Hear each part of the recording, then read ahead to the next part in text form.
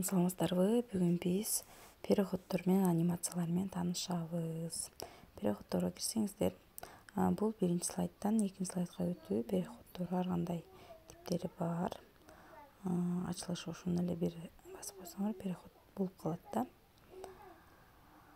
Ошонун бирөөсүн тандайсыздар. Кайсы переход сизге жакса, ошону тандап кое берсеңиздер болот. Андан кийин анимация. Анимация деген атайын мисалы сөздөргө койсо болот. Мисалы жаңы тема деген сөзгө мондай чыгат. Мондай чыкса, астынан чыкса болот. Акырын, плавно чыкса болот, Жомонтой түсүн өзгөртсө болот.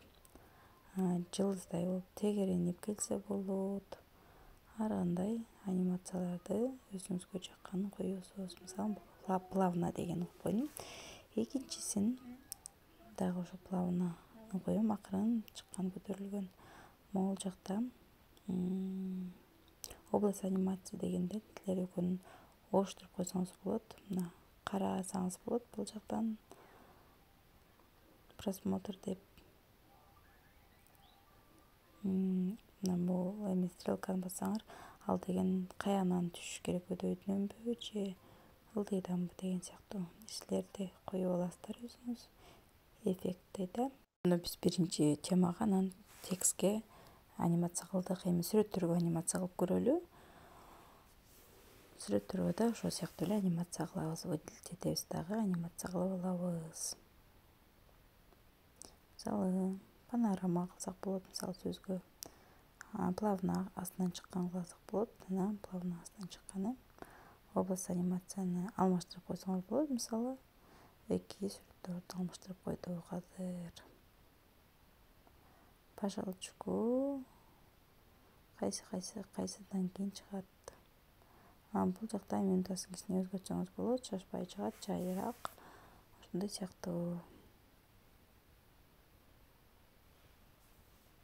Эми показать слайд деп көрөлү азыр. Слайдыбыз биринчи фонубуз эле. Андан кийин басканда жаңы темабыз чыкты.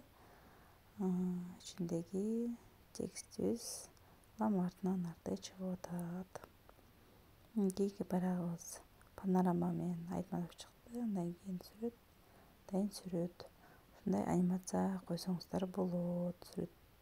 Өзүңүздөрдүн видеоңуздарга каалагандай кылып.